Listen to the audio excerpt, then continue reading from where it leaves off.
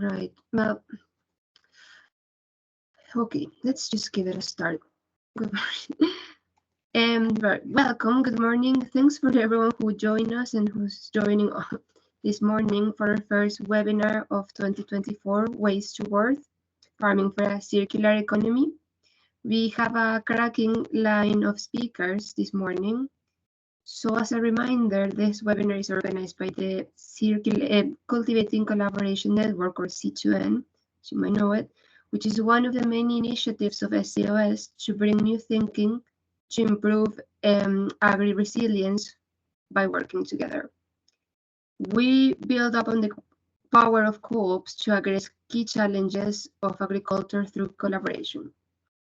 So for a bit of context for those who join our webinars for the first time, this event is part of a wider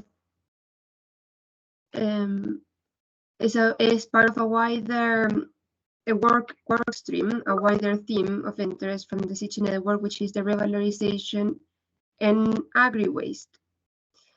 We have had 2 webinars in the past on this work stream, and we got a couple of successful feasibility studies and proposals out of them, which is with our co-ops, which is great, and some other organizations. So with this, we're trying to bridge the gap and sparking new thinking, which is what we aim to do this morning as well. So with no further delay, I'd like to introduce our first speaker, James Caffey. James is not unfamiliar.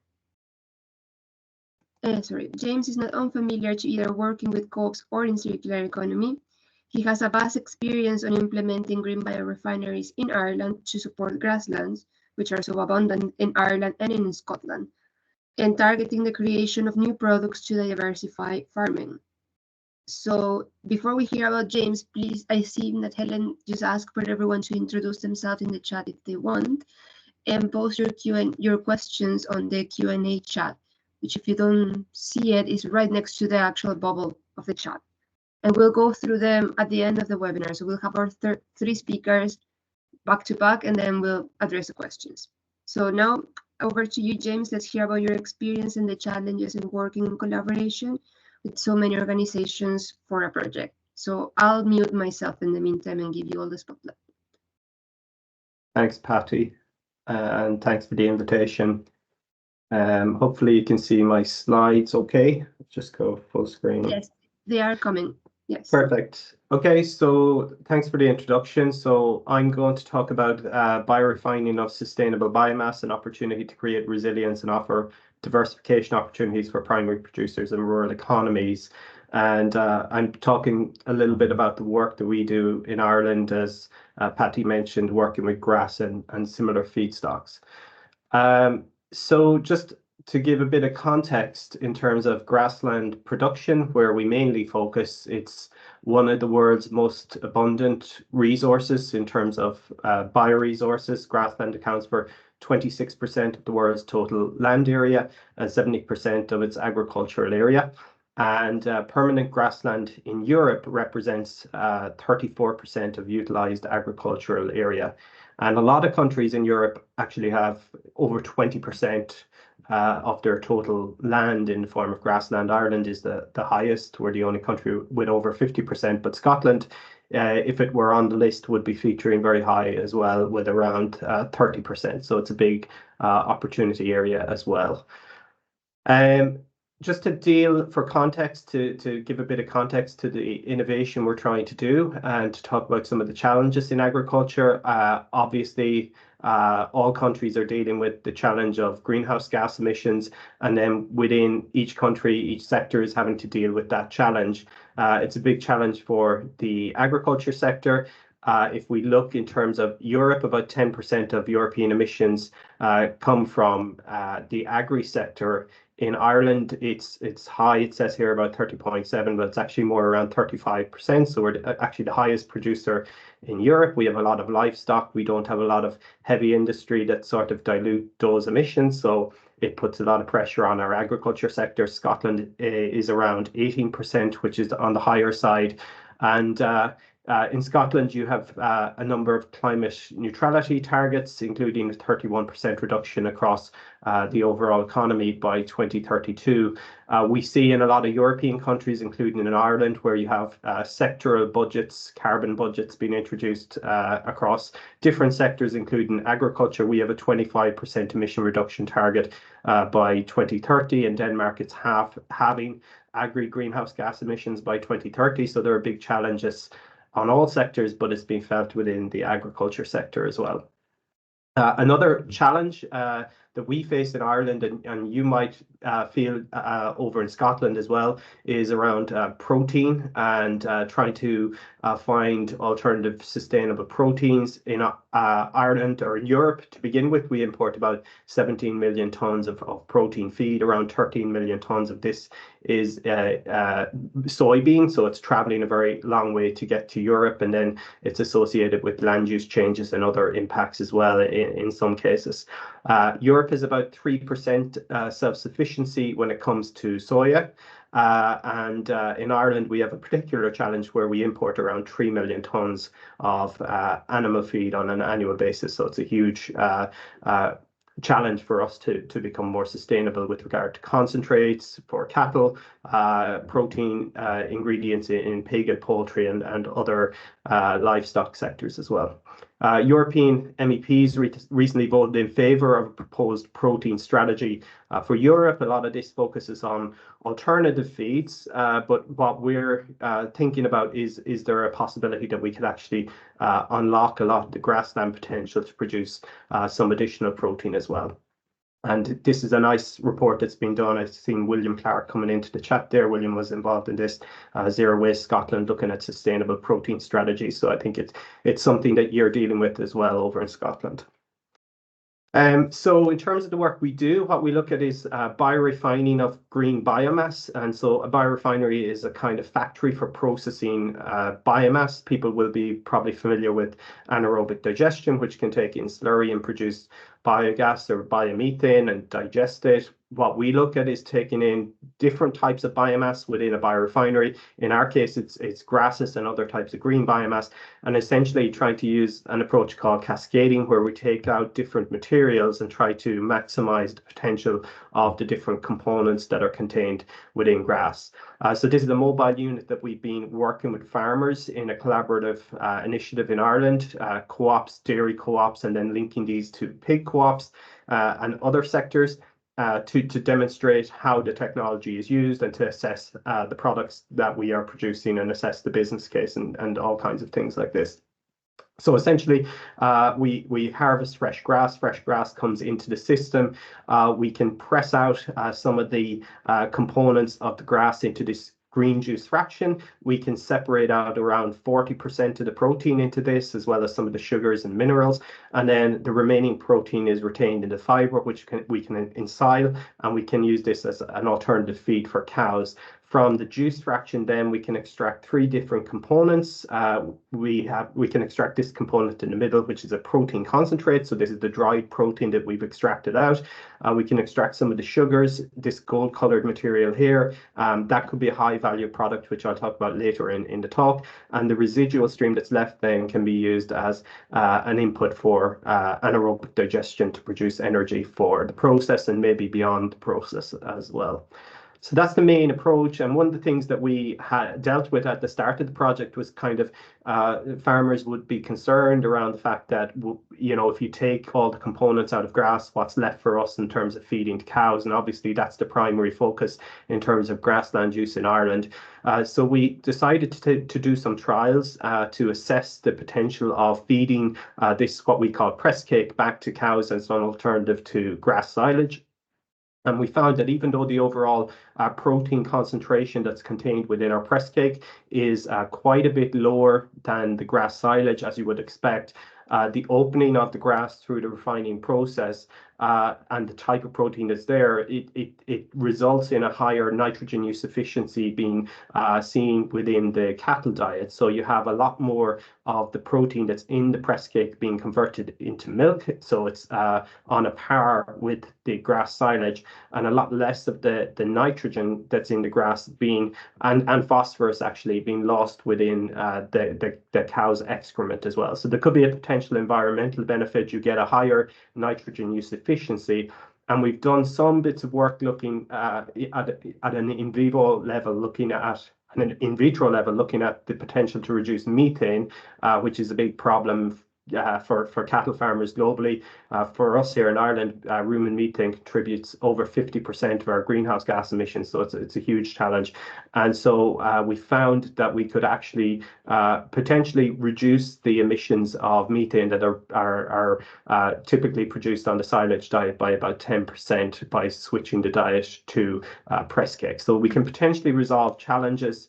We get this higher productivity, and at the same time, we are unlocking a lot of the protein that we can potentially convert into other alternative products.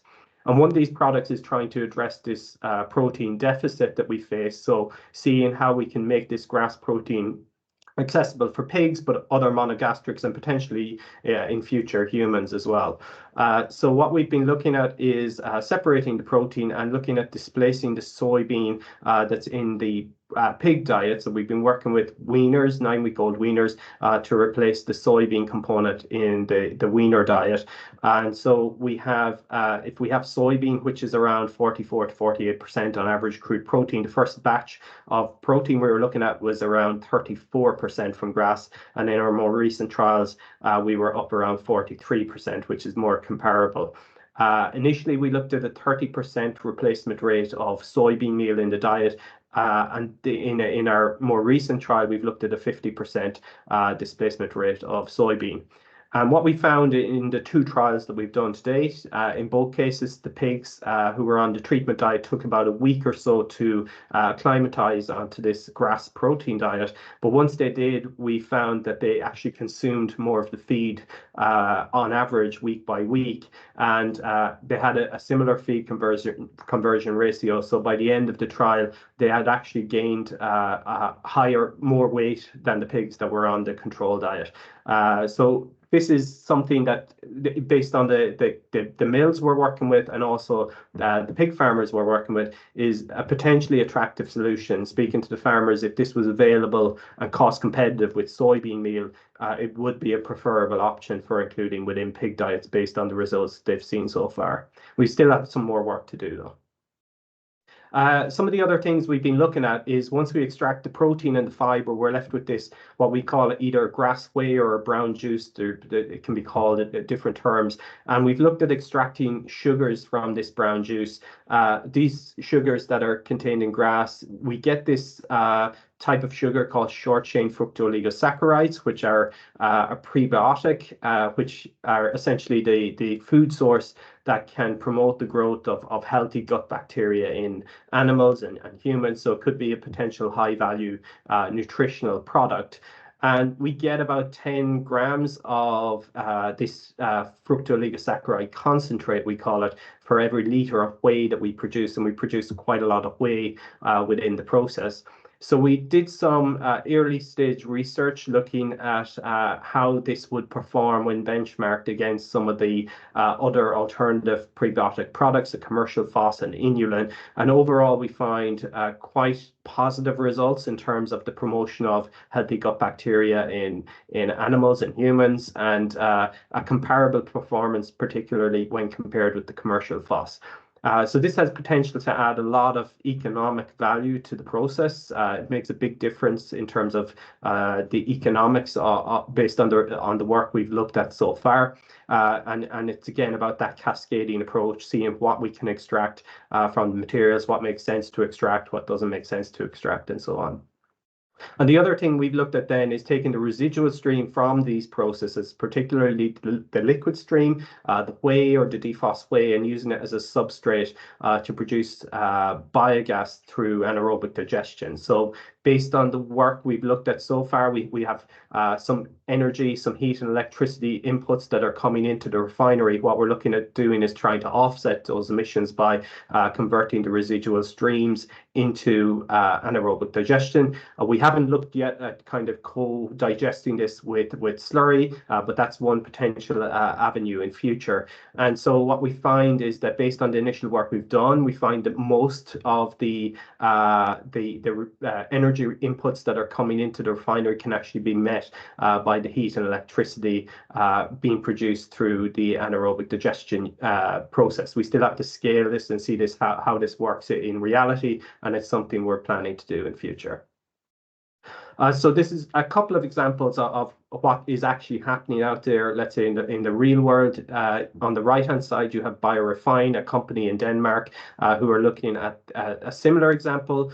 They look at the extraction of protein from grass, and then mainly they're using their press cake and their brown juice as a substrate for anaerobic digestion units. So they're not bringing the press cake back to feed the cows. They're instead using it for anaerobic digestion. There are now 2 plants in Denmark which are focused on this model, which are operating at commercial scale at the moment. This is an alternative example of a green biorefinery in Germany, which has been around for a number of years, called Biowert. And in Biowert, they instead look at the extraction of fibers from the grass to produce things like insulation materials and composites.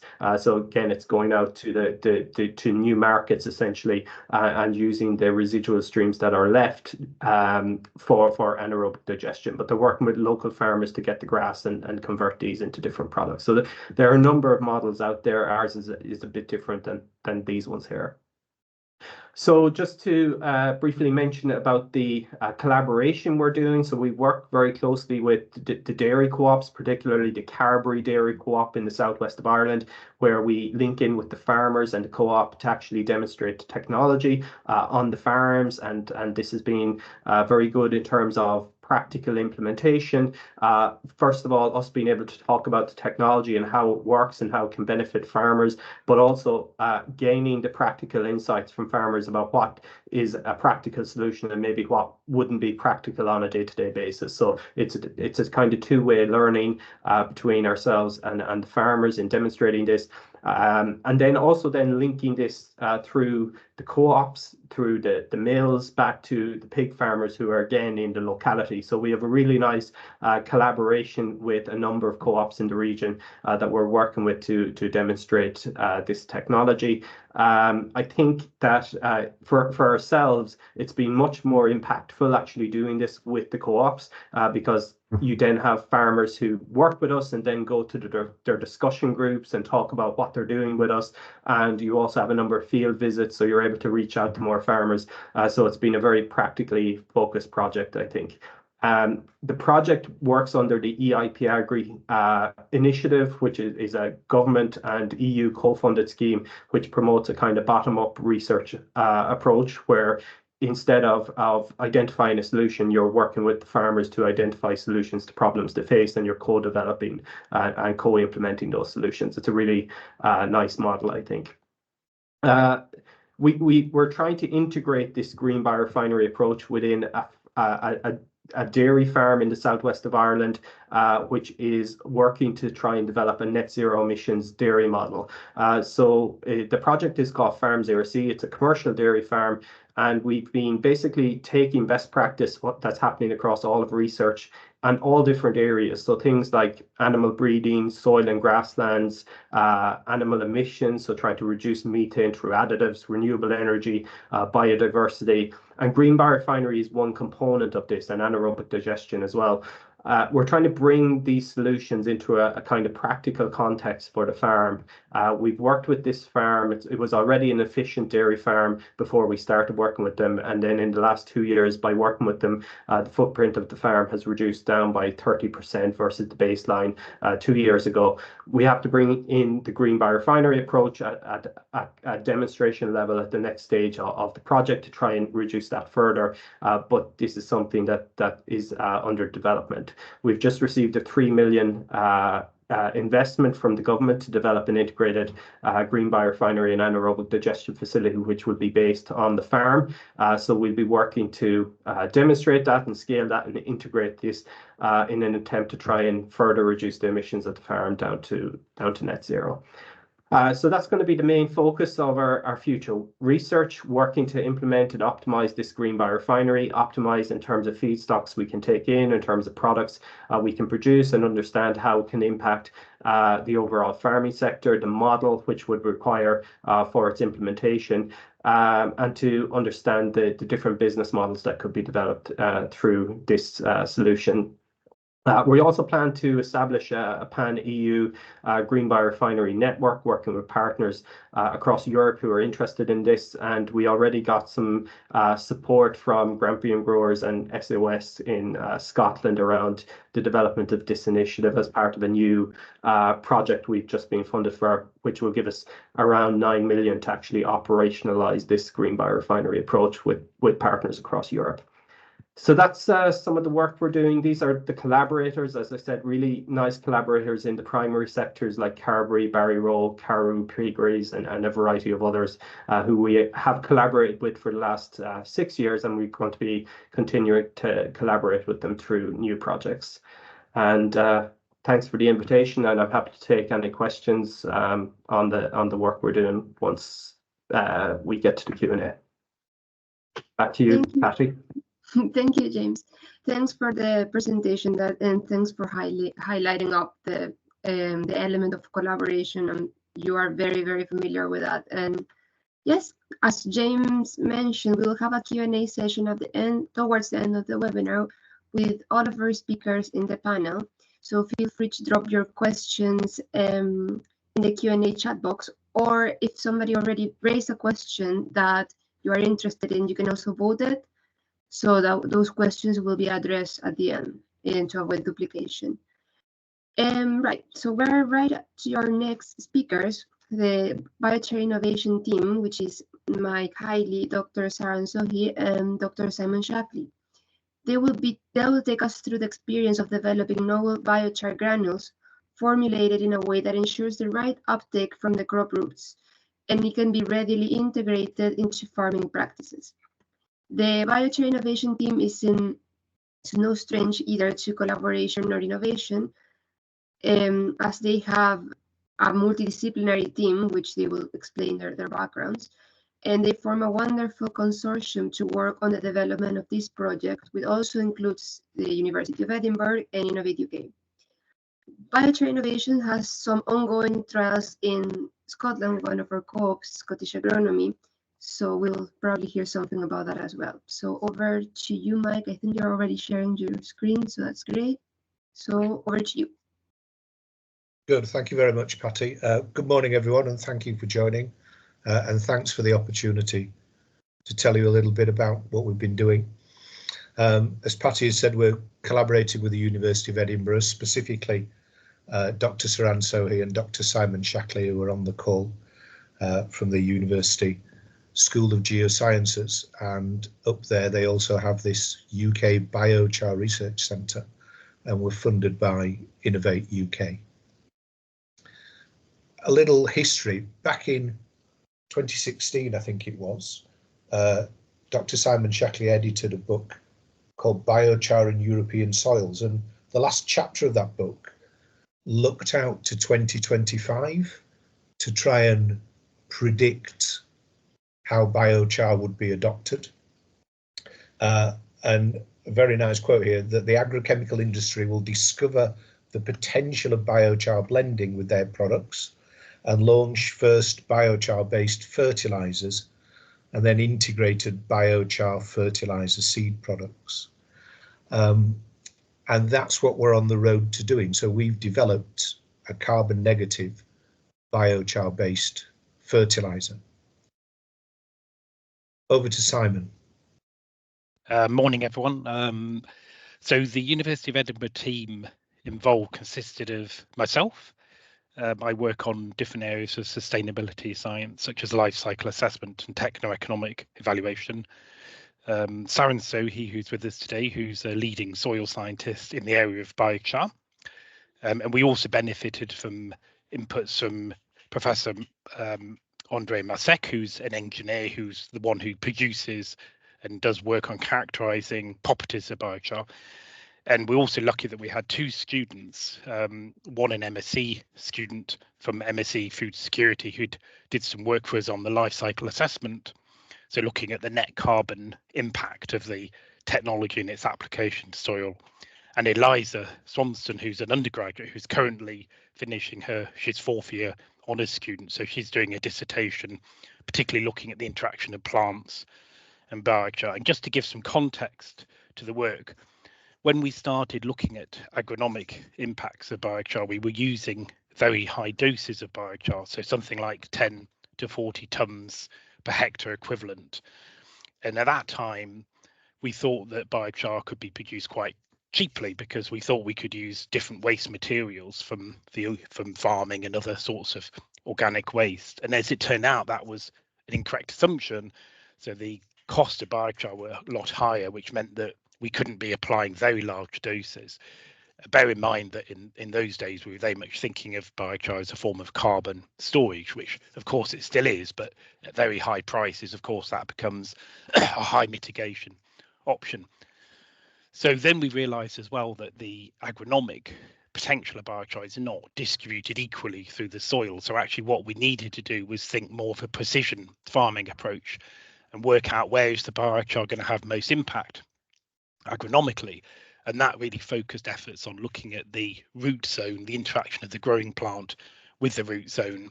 And so attention turned to using small amounts of biochar directed at that part of the soil profile. And so that just gives a bit of context to where we've got to now. And I'll pass back over to Mike.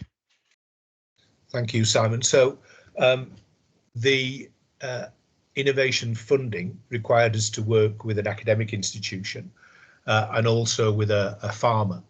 And a good friend of mine, William Reethall, acts as our agricultural consultant.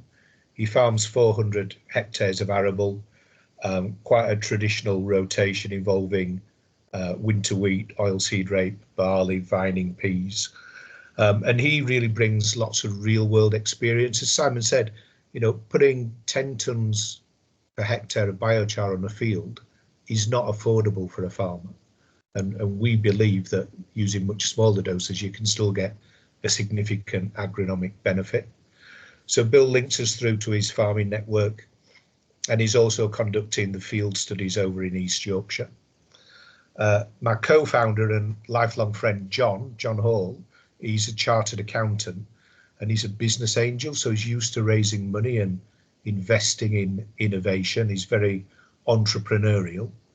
So he managed to get us the seed funding, which we needed to match with the DEFRA grant. And also he's undertaken all the financial modelling. So we understand at the start of the project which product executions and at what scale we need to operate in order to have an economic and profitable product. And John also looks after the corporate governance and manages the numbers side of the enterprise. I've got 30 years in research and development in pet care, so I understand pet ingredients and, you know, the nutrients that some of these byproducts contain. And I'm also experienced in process design and process technology. So just a few photographs to introduce you to what we've been doing. So we've got Bill up here at the top left. We've also now applied for our UK patent. So the process that we've developed to granulate a carbon-based and carbon negative fertilizer is considered novel and innovative. So we've put forward a patent application. In the middle here, you can see some of the nutrients that we're trying to incorporate with the biochar. You may be familiar with some of them. So this is wheat, straw, ash, this is pea grow, and this is fibrofos, and you can see the relative content of N, P and K there. We've been combining these with carbon, which has been made from wheat straw. So we pyrolyze the wheat straw up in the UK Biochar Research Centre, and then brought it elsewhere to be granulated with these biogenic inputs. So the entire fertiliser is completely biogenic. And whilst we've got lots of money, we started small. So this is just a small scale mock-up, or a prototype homemade disc granulator. Bill made it very clear from the start that, you know, this product should be no more than his existing agricultural inputs in terms of cost, and also should fit with his existing agronomic practices. So we chose to granulate the product so that it would fit through spinning disc and also seed drill, so it's robust enough to go through the fluted rollers. And the product we've made, the granule, is of an equivalent hardness to prilled urea, and, you know, will perform well through the machinery. It's been applied to the soil through Bill's seed drill. There's Bill and John on the farm standing in front of his spray bar. Bill applies liquid Nuram nitrogenous feed on a 28-metre spray bar. And there's just some illustrations of the granules that we made. We think it's the world's first carbon negative fertiliser granule, we think, but we're not sure. In terms of the production process and our intellectual property, the process of pyrolysis, I guess some of you will definitely be familiar with it, but we haven't changed the pyrolysis process. We're basically taking wheat straw. We could take barley, we could take rape, but there's plenty of wheat straw around. And then it's chopped, it's dried, it's subject to pyrolysis. The pyrolysis then fractionates the material into a solid biochar. You get about 32% yield from that, into what's called a bio oil, which can be transported and used for biodiesel. It needs to go through a refining process to do that. And also wood vinegar, or pyroligneous acid, and that's got potential uses as a pesticide, a herbicide, and a germination stimulant. And the syngas that comes from the process is recycled back through the dryer and through the pyrolyzer. And so the entire system in green is carbon negative. And we then take that biochar, mix it with those other biogenic inputs I showed you to make a composite fertilizer granule, which you can see there. That granule is carbon negative. It's expected, so we're under test at the moment, it hasn't been proven, but we're in the process of measuring this, that it will allow the farmer to reduce their need for synthetic fertilizer. So our granule contains P and K and carbon. The farmer will apply their normal nitrogen in the normal split, but we're also testing that at 50% reduced nitrogen inputs. As I said, it fits with existing farm machinery. It will have a similar cost to a traditional top dressing. At the moment, we're only working on arable executions, but we can vary the recipe, the technology we have. We can vary the P and K content of the granule. So if, for instance, some part of your farm needed more K and other parts of the field needed less K based on your soil analysis, we can actually make bespoke fertilizers bag by bag, ton by ton. In terms of the field studies, we've got 2 field studies underway, one on Bill's farm in East Yorkshire, and here we have fertilizer granules applied through his seed drill to a 3-inch depth. That was dose calibrated, and then Bill put his first split of Nuram on the 7th of March. The full rate was 150 kilos an hour, hectare, and the half rate was 75 kilos. So each of the 5 test plots is divided into 2 strips, 90 meters long, 28 meters wide for the spray bar, and the pair of test plots have 1 dose of granule applied to them, and then a full dose and a half dose of nitrogen applied to them. And the 20-meter gap in between is to allow Bill to stop and adjust his dose on the machinery. So that's repeated 5 times. We've gone on with parking, which is a second winter wheat at a rate of 250 seeds per square metre. As I say, traditional agronomy, mould board plough and combination drill, and the 75 kilos is the half rate, the 150 is the full rate. Up in Scottish agronomy, we're doing a much more controlled study. We're actually looking at 7 treatments, and each of the treatments is done in triplicate, so we have 3 replicants, and I think the strip is 10 meters long and 2.1 meters wide, but I may have got that wrong. It may be 1.2 meters wide. The 21 plot dose response study is using a wheat variety called Skyscraper at a rate of 375 seeds per square meter. And the guys put 50 kilograms of ammonium nitrate per hectare on the 26th of February. We're going to continue to monitor the crop in the field, of course. There's some pictures from our first flyover using a drone with an infrared camera on to try and measure the health of the vegetation. And we'll be repeating these flyovers through the growing season. And we'll also be doing the normal crop analysis, including yield and protein.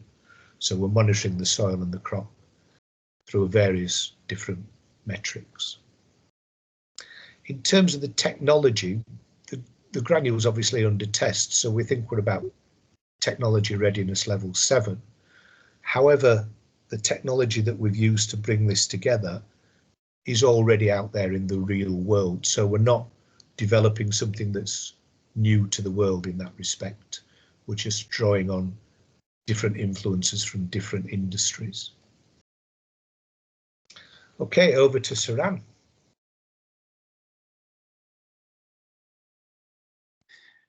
Yeah, hi everyone. Yeah, so these were just some general sort of reflections on the project so far.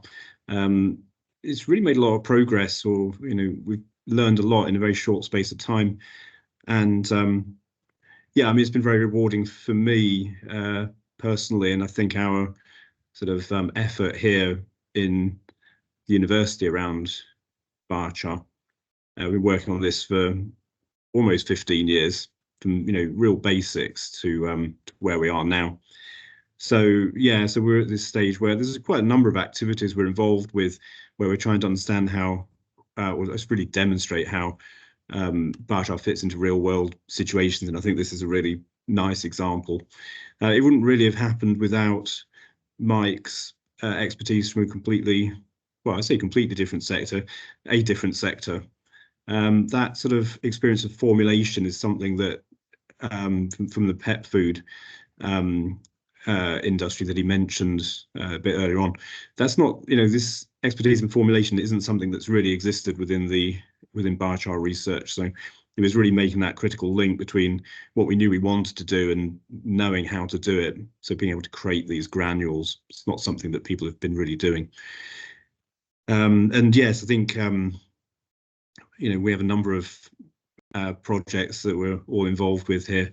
Mike's pretty much full time on this Innovate project, and the energy and focus that he's applied to the problem and to the opportunity, I think is well, it's really impressive, but it's also really moved things forward fast, and probably faster than we can move in research. And I think it's an interesting example, which I've seen some others in soil science, where observation and demonstration of things that work in the field, well, very often we're trying to explain why they work rather than sort of designing solutions. So I think there was a bit of knowledge and picked up on these sort of weekly conversations that we've had that sort of led to these products being created and being brought into the field environment. But now we're sort of working on demonstrating why they work or how they interact with plants. So I hope that going forward we're getting results that are in the farming context out in the field, but at the same time working towards even better versions of these types of materials down the line. So I think we're explaining some of the creation's already been done, but maybe we create some better products, increasingly refined products down the line. And yeah, so I mean, the conversations that we've had that I've mentioned have been frequent, they've been sometimes lengthy, but very sort of informative. And there's been a lot of exchange here of experiences and between sectors. So I think it's a really, for me, it's been a really nice example of how we can work across sector. Yeah, and I would very much echo Saran's comments. You know, the collaboration's been excellent.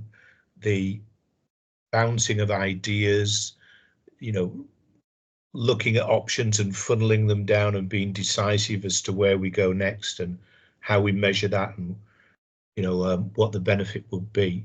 It's been really helpful. So none of us could have done it alone, but together we've found a way. And of course, working with our partners such as Scottish Agronomy and Bill over in East Yorkshire as well, we've taken biochar, you know, out of the lab and into what could be a real world product execution that brings benefit to the soil and to the farmer.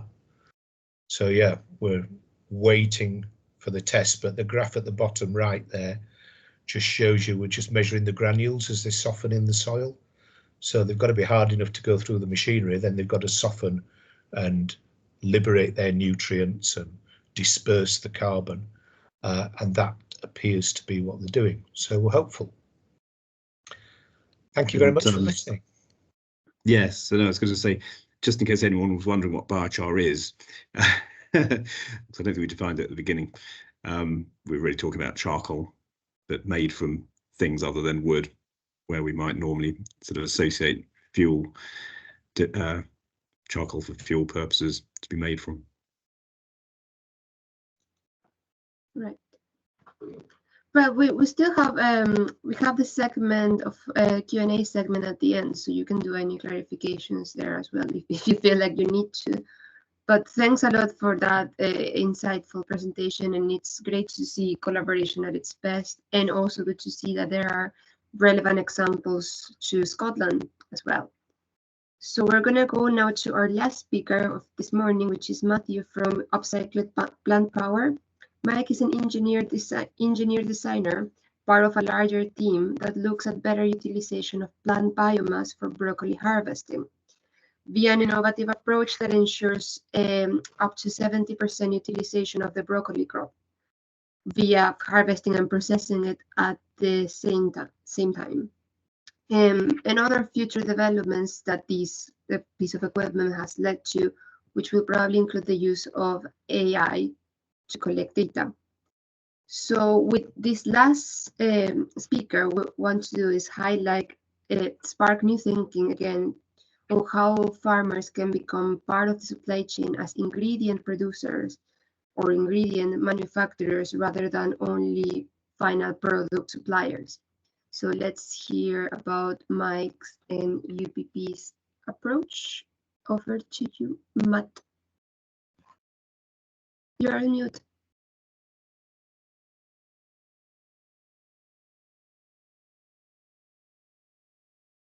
I cannot hear you. I don't think your microphone is connected.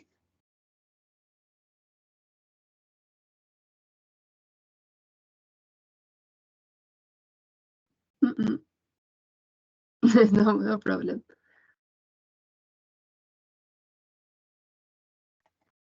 Yeah, so please don't forget to put your questions in the Q&A box. We will vote for the questions that are already there for all of our speakers. Yeah, we'll try to address them. And I think somebody asked about the presentations already. Yes, we could share them at the end, and you will receive a recording. Either it will be via the Stitch Network email, or it will be via Teams. So yeah, any exchange of emails as well, please just let us know. How are you, Matt? Good. Can you hear me now? Yes, we can hear you. Perfect. There we go. Finally. Right. Here we go. Can you see the slideshow as well? Yeah, it's good. You're good to go. Nice. Right, ready to go. Hi, I'm Matthew Dingle, and I'm an engineer here at UPP. And UPP stands for Upcycled Plant Power. So if we rewind a bit, there's a farm, a little organic farm down in Lincolnshire way near Gainsborough called Polybell. And years ago, they were having all sorts of problems. Well, they still are having all sorts of problems with labour. And this is a reality for lots of farmers around the UK at the minute. There's a real shortage of casual labour. I mean, ever since Brexit, it's got a lot worse. And especially with regards to a crop like broccoli, it's considered a precious crop. And that means you get a bit of an oligopoly with farmers. The margins are low and it's difficult to pick because you need lots of experience. It's a real difficult thing to pick. And then if we look at the wider issues surrounding sort of food, you look at the manufacturer's perspective. Everyone's shifting to like plant-based diets. Everyone's becoming quite conscious of what they're eating. Everyone's looking for more sustainable practices, and it's a changing market really. And as well, the farmers got to try and adapt to that, and the farmers are looking at being more organic. I mean, obviously in this example with Polybell, they're an organic farm, so it's high on their agenda to try and make things better. And when we look at the planet as well, we're looking at where our food comes from. I think that's a massive thing for people these days. A lot of food comes from a long way. I mean, soy, which is one of our sort of main competitors, which I'll get onto, it's got quite a high carbon footprint. And you look at things like avocados as well, they've got lots of food miles associated with them. So there's all sorts of problems that are at play at the minute. And so if we go back to broccoli, you look at broccoli, and actually what we found is that the crown makes up only 30% on average of the mass of the crop. So that means that 70% of the biomass of the crop that the farmer is growing is essentially going to waste. It gets ploughed in. I mean, sheep come across and graze on it, but really it's not really working for anyone. And even worse, ploughing it back in, that creates lots of methane, and there's just all wider problems. So the Polybell farm were originally looking to just pick the crop with automation, but there's an opportunity opened up within picking the crop with this 70% biomass. So as a company, UPP was formed, and it exists in two parts really. You've got the part that is looking at the farm labour and the associated threats with that. So that's a harvester. We're developing an automated harvester here with the team. And then also there's another aspect to UPP that we're looking to create proteins and other food products from that 70% biomass. So we exist in two parts really. So that's a general overview of the company. Here's the three products that we get from the waste. They're just images generated. They don't exist yet, but there's three products. I'll get onto that later. So how did we get to a company today that's building a harvester and also creating some food products? So for this presentation, I've chopped up the company into four handy sections. You've got the harvester that I alluded to that we're working on here. And when I say here, I mean on Harper Adams campus at an agri-tech centre. We've got the partnerships and the backing that are all behind us. I've got the food things, which is the other side of the business, the products we're making from the waste, and then also how we're working on a business to business level to get into a market and start generating some money. So if we look at the harvester to start with, you've got to look at this whole thing from a farmer's perspective. So we were formed out of a farm, and we've got to try and think how we can help the farmer. I mean, to the farmer, it's important that you give them a turnkey solution. You've got to give them something that is better than what they've got. It's no good delivering to them a harvester that's millions of pounds and it's going to take years to repay. And also it's got to work as well. So we've been working really closely with partners at different farms, especially our founding farm Polybell, to try and develop the harvester, as you can see in the bottom right, to produce something that's going to be fit for purpose. So we've been going around as well, and the product manager's been working with farmers to define customer requirements. So here's an evolution of the harvesters that have been developed. So this one top left is a previous prototype that was developed at the farm by someone, I don't know who, but UPP's prototypes. Here's one that was mounted on the side of that crop sprayer a couple of years ago, and then last year we managed to mount that in a trailer, develop a bit more of the system, and dragged it across some farms across the UK to prove our technology. And here's if it'll work. This is fingers crossed moments. Here it is moving across the field. Let that play.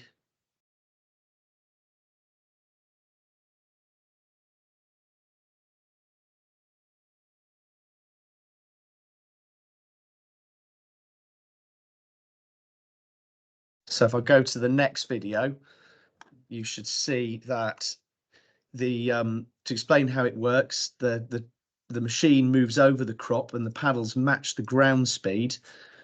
I'll mute that. And as it matches the ground speed, the AI, artificial intelligence at the front, recognises a harvestable crop. It grabs it and cuts it and then delivers it to the back of the machine onto a pillar belt conveyor and delivers it to the back to be sorted.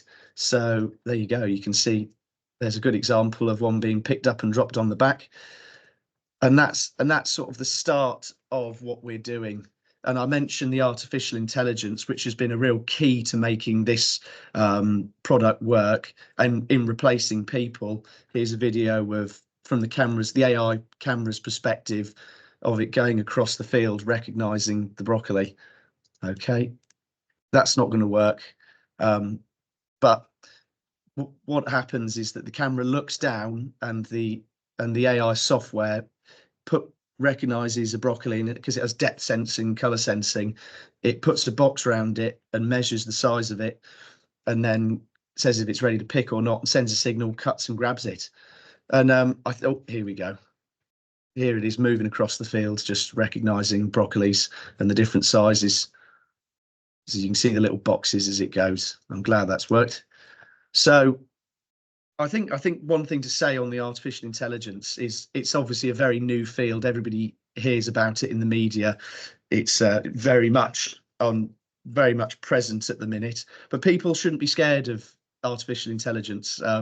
From a side of people thinking it's a bit like Terminator, it's not. It's artificial intelligence is something. It's an opportunity. It's something to be utilised, and it's only what we teach it is what it does. And I really think that for us it's very exciting. It's opened up a whole new opportunity, and hopefully this technology bleeds through and comes into other areas of agriculture. And yeah, that's just a bit of a point from myself. And also the other thing that's really interesting with the artificial intelligence and all the camera stuff that we're doing is that we're able to collect lots of data. And there's another thing that people talk about, is the data revolution. So we can do things like targeted crop spraying, crop forecasting and yield mapping, and all of this data can only go into making farms smarter and better, really. So moving on, the second thing, which is the partnerships. Partnerships have obviously been integral to our survival and our growth. I alluded to earlier that we're based at Harper Adams University in an agri-tech centre, formerly Agri-Epi. The links at Harper Adams have been invaluable. There's such a resource there, and we wouldn't be here without them. We're doing a crop trial over at the Crop Research Centre. We use the engineering facilities. We're working with the food facilities they've got at the Midlands Food Centre. So yeah, it's just incredible. And then our founding farm, Polybell, and there's other farms that we're working with too. They're integral to developing a product that's fit for purpose. And the money that's behind us comes from UK RI funding, but also our investors, Elbow Beach Capital, who are very much interested in green projects. And then also we partnered with the James Hutton Institute based in Scotland for developing our food products as well. Derek Stewart working there, as Patty and I have spoken about, he's been a really helpful. I wish I had more to say about him. He's been incredible to developing our product. So then we move on to talking about the products that we're getting from this waste. So I said earlier that 70% of the biomass is essentially grown to waste. Well, you'll have seen from when the harvester, you might have seen that it picks up the whole crop. So what that's doing is that's picking up the whole crop. And on the back, we're working on a way to separate the heads and the stalks and the leaves, and the stalks and the leaves go to a post-processing, and the heads go to the farm. And this post-processing, we managed to turn into 3 different types of products. So you've got, they're arbitrarily named shop, cake, and juice, but actually what they are is they're a protein, they're a fibre, and they're a juice. As you can see, there are constituent parts of them there. But the great thing about them is that they've all got the, as we like to call it, the health halo of broccoli surrounding them. And what I mean by health halo is that when we all think of broccoli, you think it's healthy, it's good for you, and that's a great thing surrounding our products, is that we can live under that health halo. All of the things that come out of this are good for you. I think you might have seen in it, it says it's hypoallergenic, and that's a big problem in today's society. There's lots of allergies about, and some of these products are able to replace the allergens in products and bring them down, especially talking about soy. I think soy is one of the top 14 allergens, and this, especially the upshot, which can be an alternative to soy protein. It's hypoallergenic, which it can't be a bad thing. So looking at a comparison of the broccoli to the soy, and especially the pea as well, the CO2 footprints of them are massive. And the other thing to remember as well is that we grow a load of broccoli in the UK. And so keeping the broccoli within the UK is another added benefit. I think soy and pea, a lot of it comes from abroad. Well, some of pea comes from the UK, but especially soy. This is really positive for the UK economy as well, because we'll manage to bring some of these products back into this country, which is great. Where are we?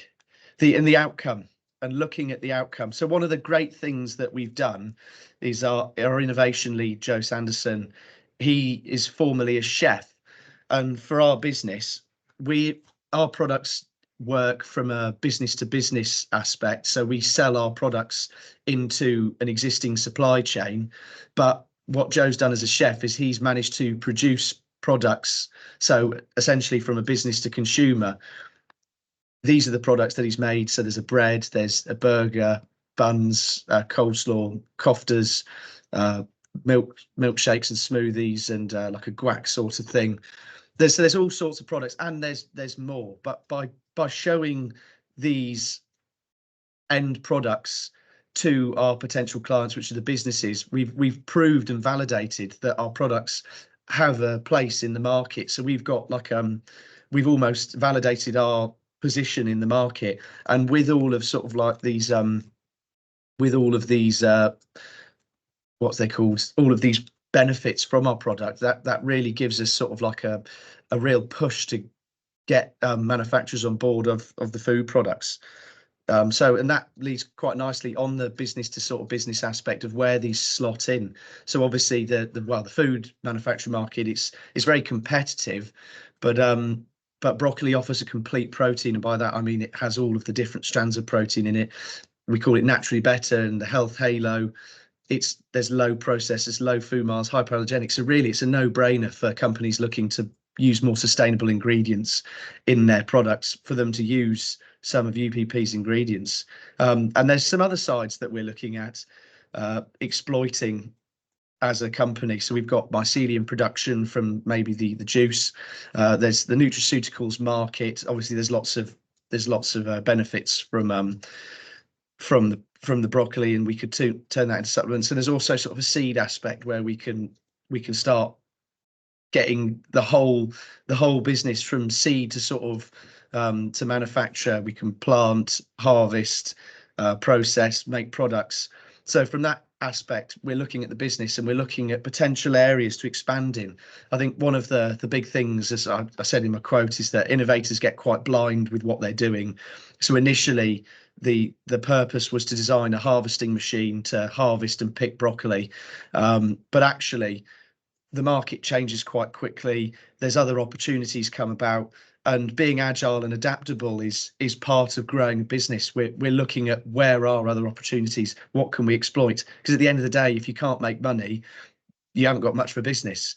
So we've really looked to be quite tangible and adaptable and agile as to where this company is going. And even between me making this presentation and now, there's things have changed. We're moving forward because the market changes very quickly. So being able to change yourselves, I think, is fundamental to being successful. So in one of the earlier presentations, we talked about TRL levels, and there's something called the valley of death, which is the gap between academia and market. And a lot of companies sink in the mid TRL levels. I mean, we're sort of in the midst of that, and that's where our partnerships are very strong and pushing us through. But essentially, getting to the end result, we need to start making money. And if we need to adapt and maybe go down a different avenue to get to some products quicker, then that's what we'll do. So, and this all works quite well for the safeguarding of future, as we like to call it. So back to sort of reality, the purpose of UPP was primarily to help farmers and to provide new solutions to the food market.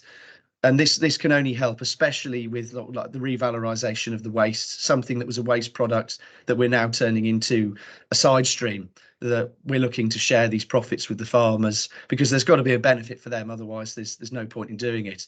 And this all contributes to sort of wider issues, so like hunger.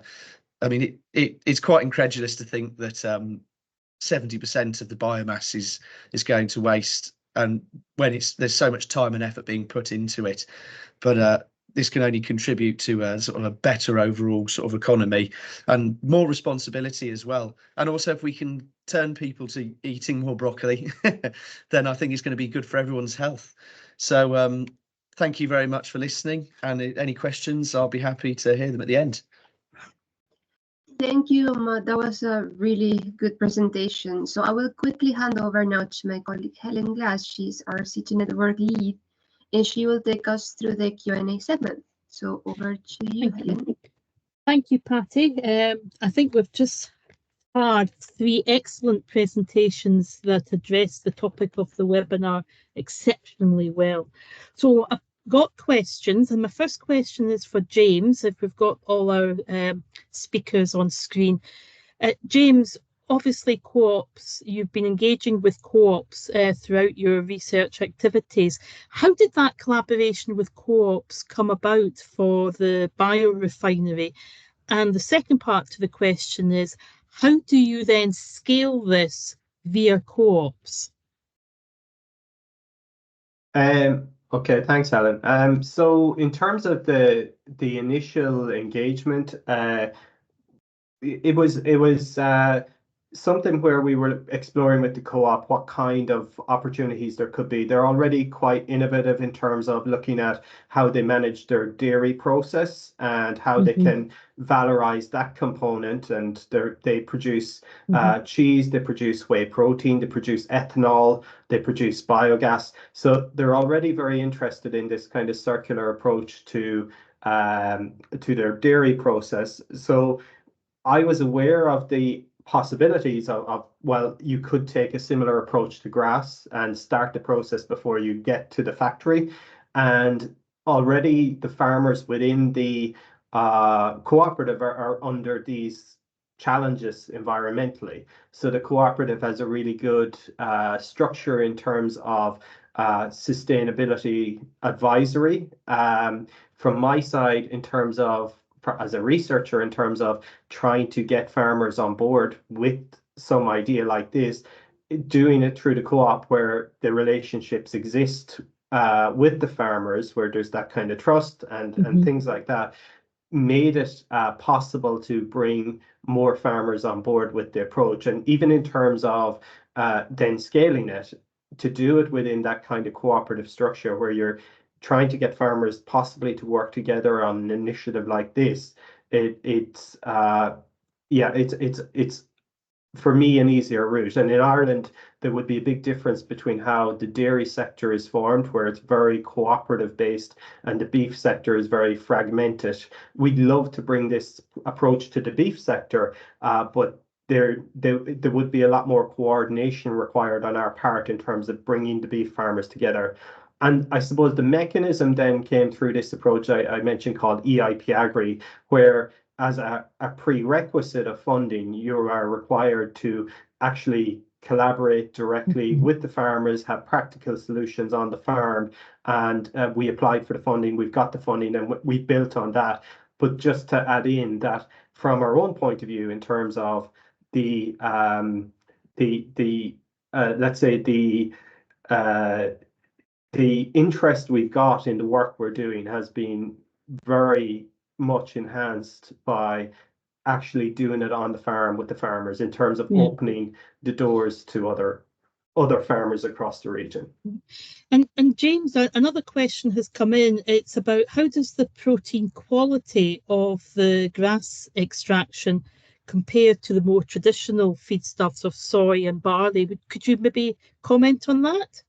Sure. So I'm not 100% sure with barley, because we primarily look at this as a replacement for imported soybean meal. So that's the main focus of our kind of benchmarking this.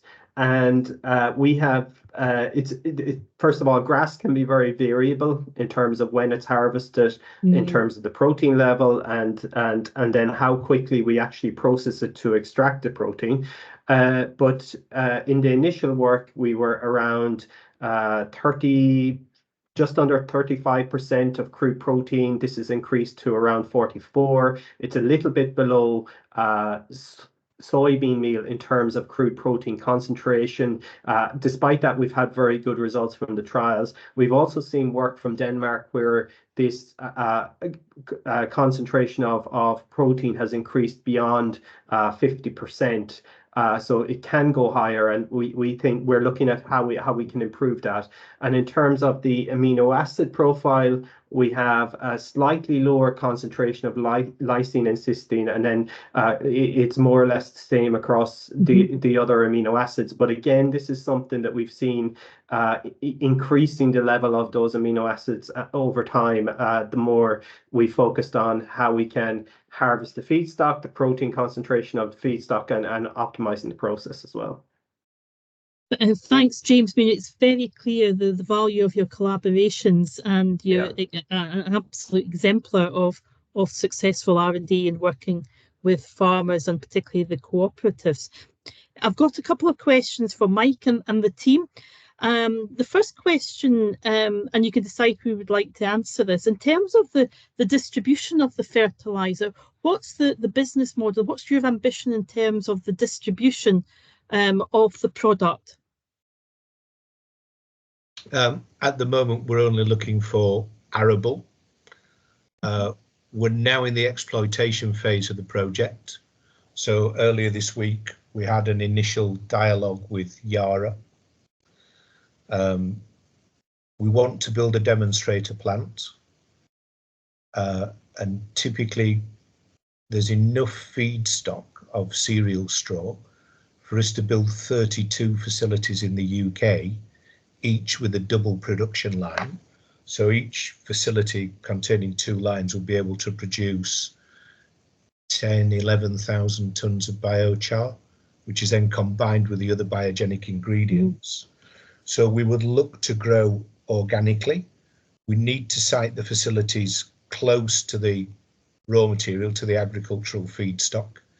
And hopefully we'll have a nice little circular economy where you've got a facility that's taking in the agricultural residue from the arable region and sharing back out the carbon negative fertilizer for use on the same farms. So we see it growing as organically. We haven't got the funding to build 32 facilities.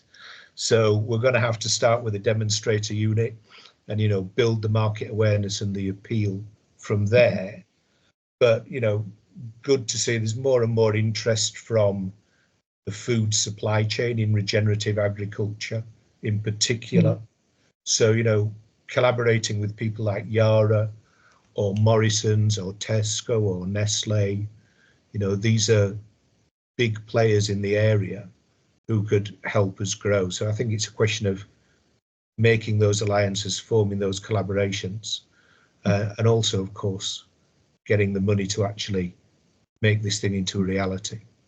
And I do have more technical question for you from Ed, and his question is, has any work been done in the use of biochar in 3D buffer strips to intercept the agri-nutrients before entering water courses? So a very interesting question there. Would someone from your team like to answer that question? Serrano, Simon, have you got any experience of this?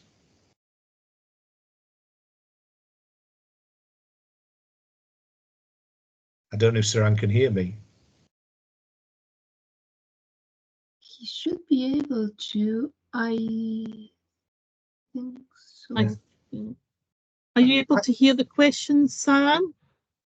Oh, sorry. I thought you said Simon.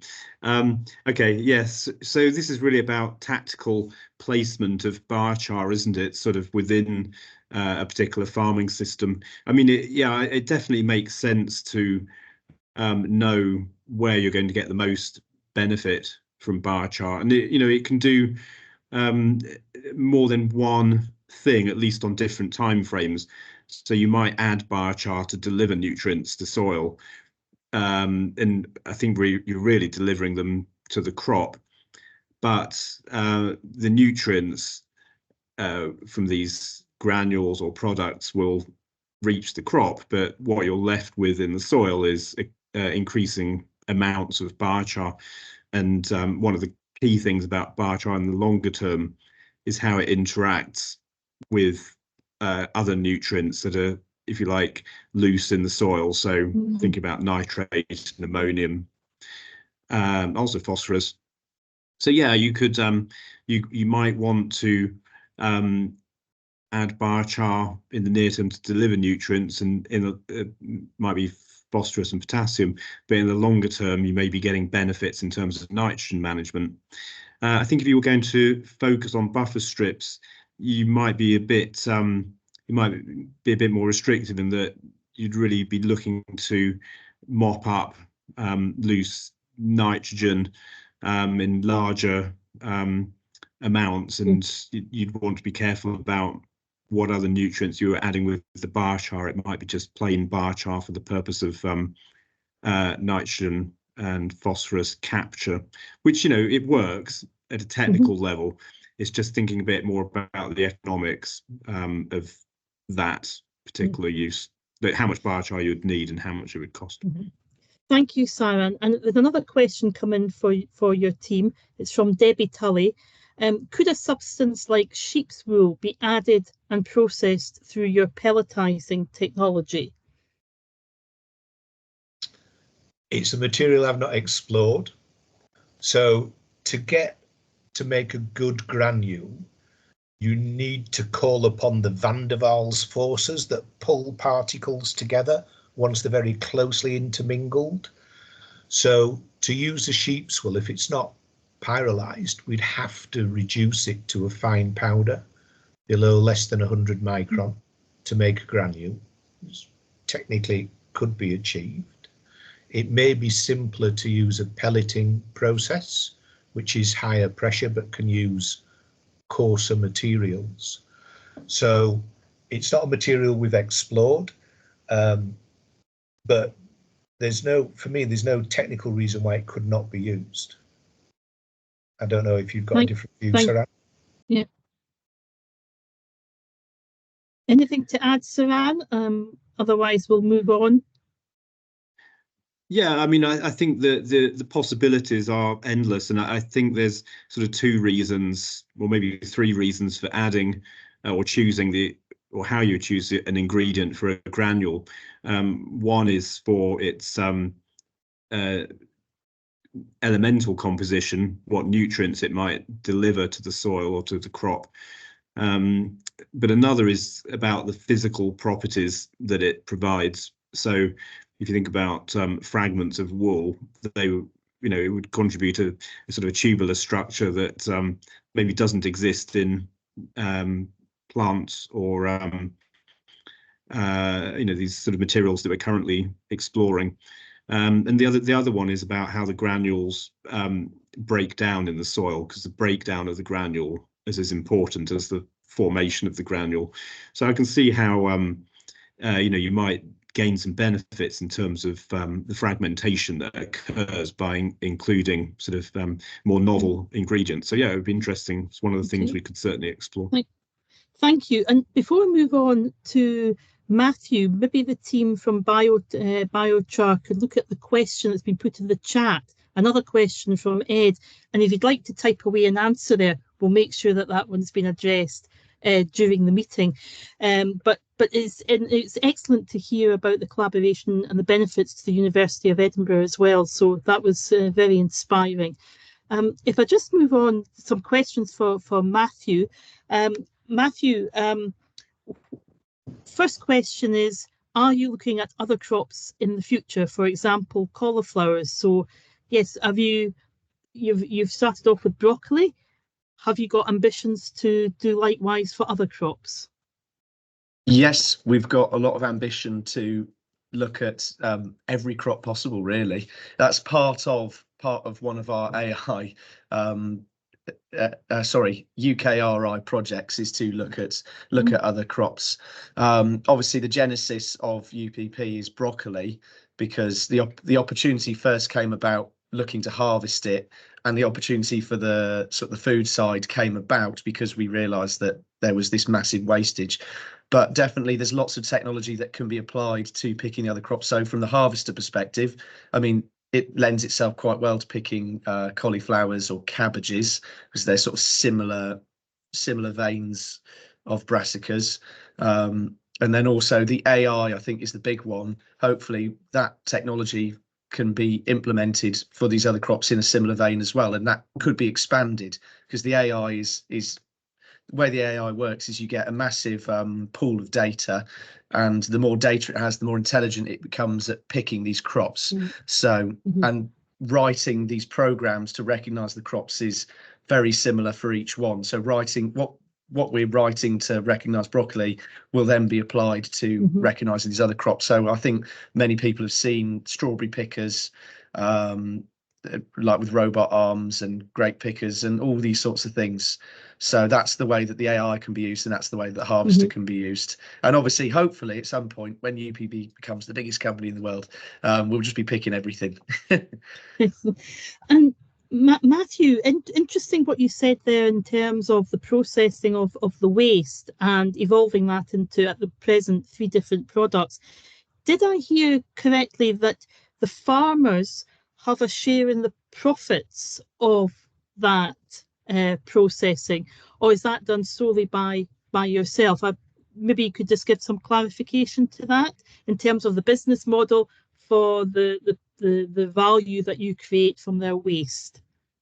So we haven't fully defined the exact model yet, because we're still in the prototype stage of the harvester, and we're still very early in the making of the food products.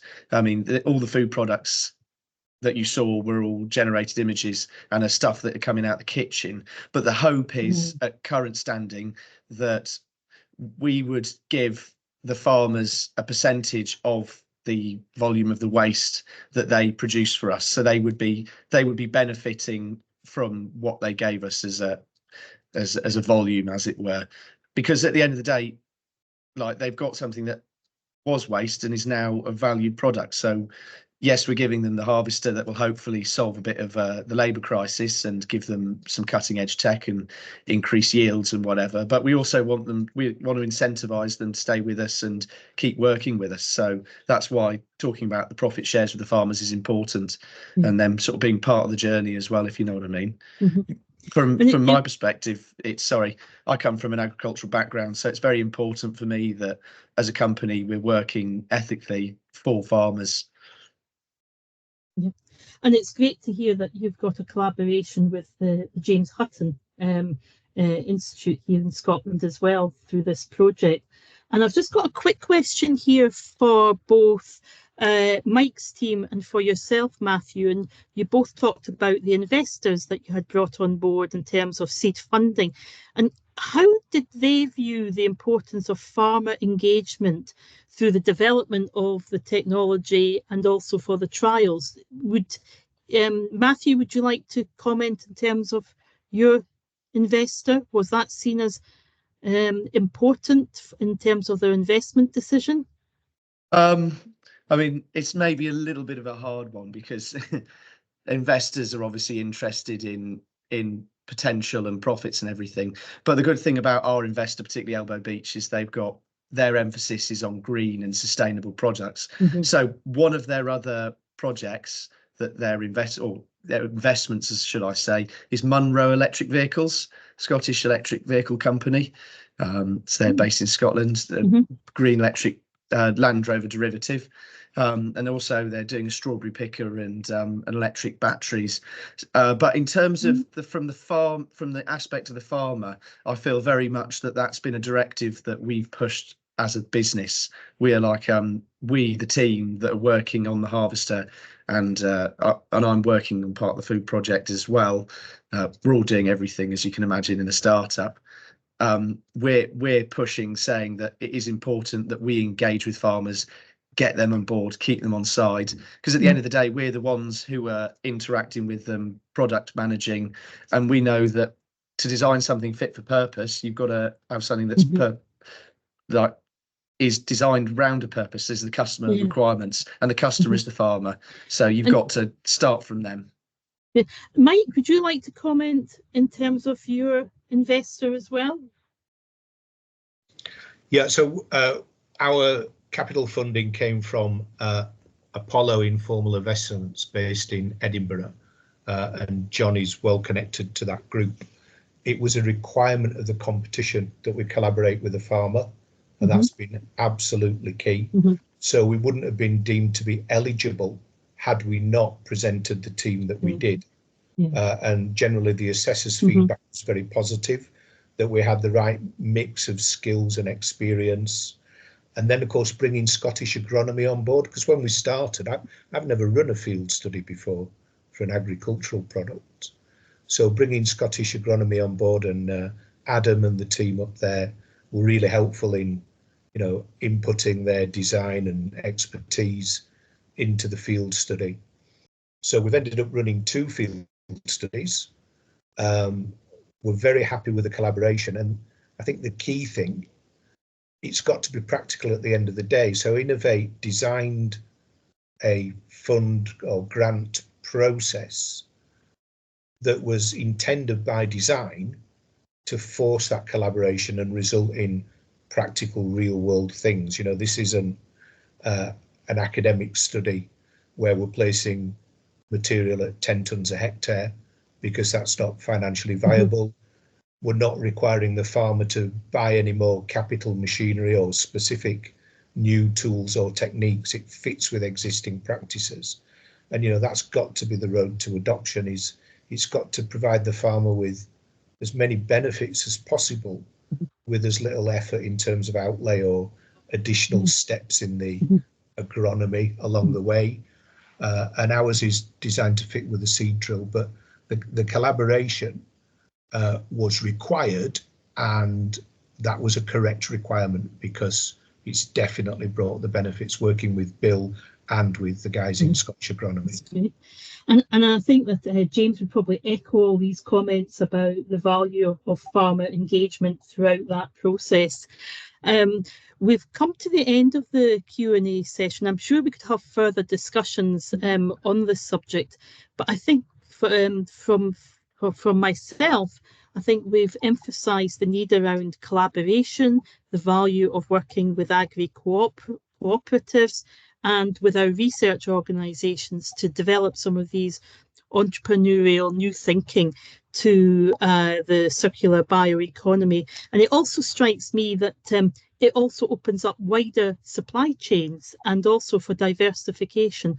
So I believe that the questions and answers have really been given us a better insight into our 3 speakers. And what I want to do is hand back to my colleague Patty for closing remarks. Yes.